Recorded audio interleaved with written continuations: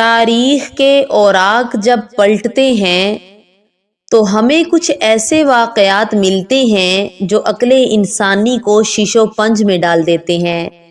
آج سے ہزاروں سال پہلے جب وقت کی رفتار آج جیسی نہ تھی اور زمین کے سینے پر قدیم تہذیبیں اپنے عروج پر تھی، ایک ایسی بستی جہاں رات کے اندھیرے میں سائے باتیں کرتے تھے، جہاں انسانوں نے اپنے ضمیر کو چند کوڑیوں کے عوض شیطان کے ہاتھ بیچ دیا تھا۔ عراق کے دو دریاؤں دجلہ اور فرات کے درمیان ایک شہر آباد تھا جسے بابل کہا جاتا تھا۔ یہ وہ شہر تھا جہاں بلند و بالا عمارتیں آسمان سے باتیں کرتی تھی، لیکن ان عمارتوں کے سائے میں کفر، جادو اور شیطانی علوم کا ایک ایسا جال بچھا تھا جس نے انسانیت کو اپنی لپیٹ میں لے لیا تھا۔ لوگ اللہ کی دی ہوئی نعمتوں کو چھوڑ کر ستاروں کی پوجا اور جادوئی منتروں میں پناہ ڈھونڈ رہے تھے، مگر اسی گھٹن زدہ ماحول میں اچانک دو ایسی ہستیاں نمودار ہوئیں جن کا ذکر آج بھی مسلمانوں کی مقدس کتاب قرآن مجید میں موجود ہے۔ ہاروت اور ماروت نام تو سب نے سنے ہیں۔ وہ فرشتے تھے یا انسان، وہ رحمت تھے یا آزمائش؟ ان کی آمد کا اصل مقصد ان کی وہ کٹھن آزمائش اور بابل کے لوگوں کا ان کے ساتھ رویہ ایک ایسی داستان ہے جو آپ کے رونگٹے کھڑے کر دے گی۔ کیا وہ واقعی گناہ گار تھے یا وہ اللہ کی طرف سے بھیجی گئی ایک ایسی کھلی نشانی تھے جسے سمجھنے میں انسانوں نے ٹھوکر کھائی؟ اس قصے کی جڑیں حضرت سلیمان علیہ السلام کے دور حکومت سے جڑی ہیں۔ شیطانوں اور جنات نے اس وقت ایک بہت بڑا فتنہ کھڑا کر دیا تھا۔ انہوں نے لوگوں کے ذہنوں میں یہ زہر بھر دیا تھا کہ حضرت سلیمان علیہ السلام کوئی پیغمبر نہیں بلکہ ایک جادوگر ہیں، اور ان کی تمام تر سلطنت ہواؤں پر پہرا اور جنات پر قابو سب جادو کے زور پر ہے۔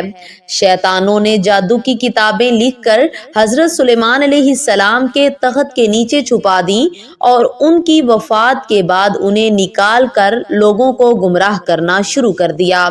لوگ حق اور باطل کے درمیان تمیز کھو چکے تھے۔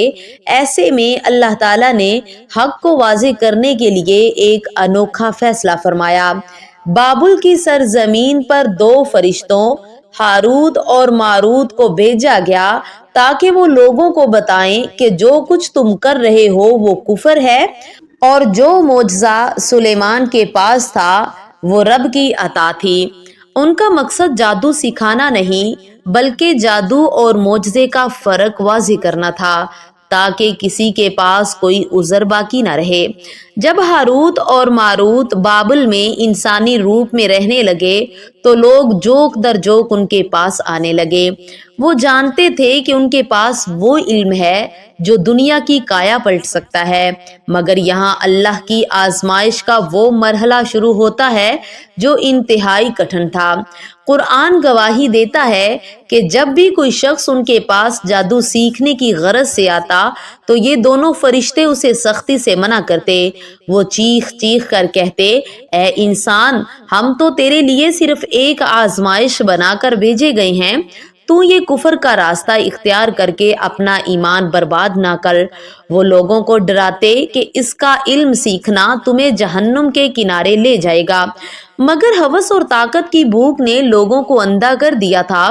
وہ ان کی ایک نہ سنتے اور بضد رہتے کہ انہیں وہ عمل سکھائے جائیں جن سے وہ دوسروں پر قابو پا سکیں۔ وہ ان سے ایسے جادو سیکھتے جس کا سب سے ہولناک نشانہ انسانی رشتے بنتے، خاص طور پر میاں بیوی کے درمیان جدائی ڈالنا۔ اس وقت کے جادوگروں کا سب سے پسندیدہ مشغلہ بن چکا تھا، جو در حقیقت ابلیس کا سب سے بڑا ہتھیار ہے۔ اب یہاں اس نقطے پر غور کرنا بہت ضروری ہے جہاں اکثر لوگ ٹھوکر کھا جاتے ہیں۔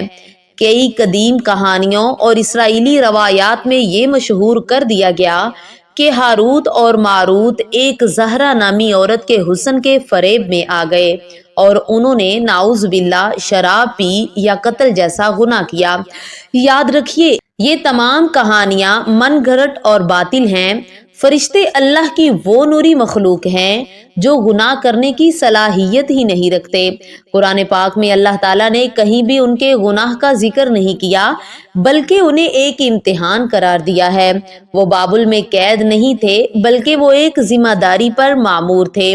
یہ کہنا کہ وہ آج بھی کسی کنویں میں الٹے لٹکے ہوئے ہیں، مستند اسلامی روایات سے ثابت نہیں ہے۔ اصل قید تو ان لوگوں کی تھی جنہوں نے اپنے ایمان کا سودا کیا اور جادو کو اپنا اوڑھنا بچھونا بنا لیا۔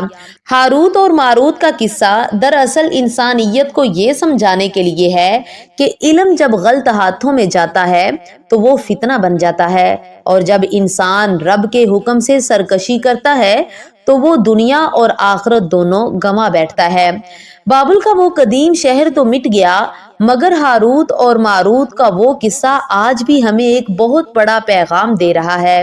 آج بھی جادو، ٹونے، تعویذات اور شیطانی عملیات کے نام پر لوگوں کے ایمان سے کھیلا جا رہا ہے۔ یاد رکھیے، جادو حق ہے، مگر جادوگر کبھی کامیاب نہیں ہو سکتا۔ اللہ تعالیٰ نے قرآن میں واضح فرما دیا کہ وہ اللہ کے حکم کے بغیر کسی کا بال بھی بیکا نہیں کر سکتے۔ اگر ہم چاہتے ہیں کہ ان تمام فتنوں سے بچے رہیں تو ہمیں اپنی پناہ صرف اللہ کی ذات میں ڈھونڈنی ہوگی۔